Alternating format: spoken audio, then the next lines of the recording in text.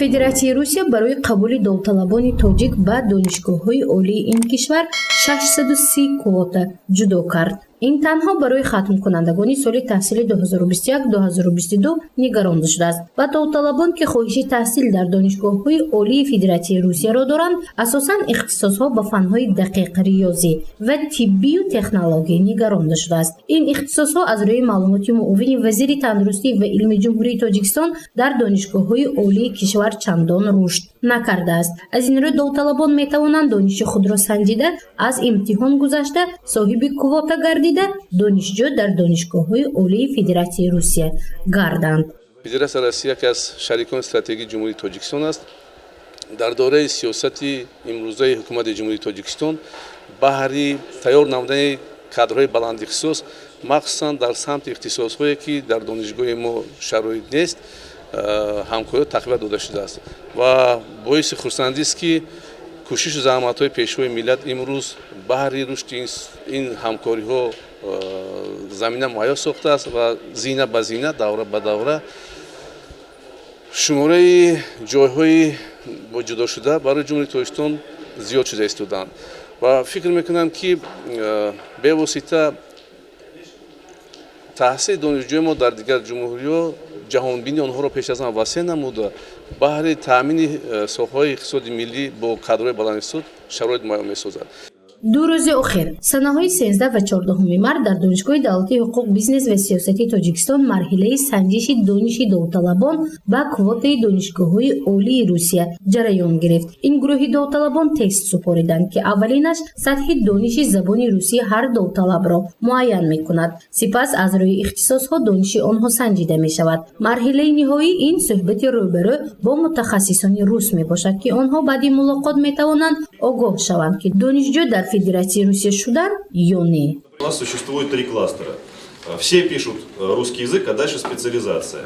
Первый кластер – это так называемый технический, физика, математика. Второй – это так называемые медики, химия, биология. И третий – это гуманитарий, где пишут обществознание, историю и экономику.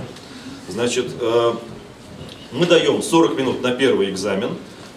Вы его пишете в специальных тестах, которые мы сейчас вам покажем. Но до этого вам сначала нужно заполнить вот такие вот пустографки, мы их называем, такие вот анкетки.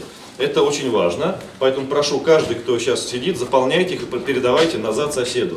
Если вдруг она у вас полностью закончилась, вы молча поднимаете руку, к вам подходит наш сотрудник и дает новую пустую, и вы продолжаете этот процесс. дар шаҳри Хорухи вилояти Кӯҳистони Мухтори Бадахшон аллакай имтиҳон гузаронида шуд. аз рӯи таҳлили Маркази илм ва фарҳанги Федератсияи Русия аз ин минтақаи Тоҷикистон 300 нафар беҳтаринҳо соҳиби квота гардиданд. санҷиши довталабони хуҷанд бошад ҷараён дорад. онҳо метавонанд аз 3 кластер ихтисосҳоро интихоб намоянд ва дониши худро санҷанд. Меъроҷ Шамсиев аз Иста равшан аст. имрӯз барои санҷиши дониши худ ва гирифтани квотаи таҳсил ба донишгоҳи олии тиббии Русия ба Хуҷанд омадааст. برای اینکه در روسیه خیلی طلبات سخت است، در اونجا معلمان خیلی ناس برای دانش خود رو باز بسیارتر سعی دادن برای روسیه رفته شدن. دانش خود سعی می‌کنند. آرزوی من همین که بیماران رو طبابت کردن. санҷиш ва имтиҳон барои гирифтани квота дар 5 шаҳрҳои калонтарини ҷумҳурии Тоҷикистон гузаронида мешавад. дониши довталабони шаҳрҳои Душанбе, Хуҷанд, Вухтар, Қурғонтепа ва Хоруқ санҷида шуда беҳтаринҳо соҳиби квота мегарданд ва тариқи буҷавӣ ва донишгоҳҳои олии Русия дохил хоҳанд шуд. ҳамасола ин чорабинӣ дар донишгоҳи мо баргузор мегардад. мақсад аз ташкил кардани ин чорабинӣ аз он аст ки он истеъдодҳо, он хаткунандагони болаёқате ки хоҳиши таҳсил кардан дар кишварҳои хориҷӣ, алалхусус дар Федератсияи Русия доранд, онҳоро ба таври аз ҳисоби бюджети Федератсияи Русия ба таҳсилот ҷалб мекунанд. ва итминони комил дорем ки албатта хаткунандагони муассисаҳои миёнаи кишвари мо баъд аз хатм кардани донишгоҳҳои бо нуфузи Федератсияи Русия албатта саҳми худро барои пешбурди кишвари азизи мо мерасонанд.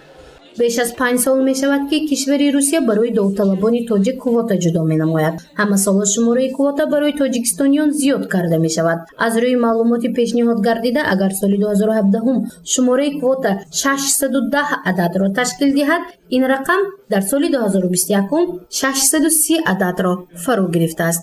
ҳадаф омода кардани мутахассисони варзида ки дониши хуб ва ба меъёрҳои байналхалқӣ ҷавобгӯ бошад ба ҳисоб меравад. ҳузурши Мафнушкур ва Наимҷон Аюбов барои барномаи иттилоотии Хабар.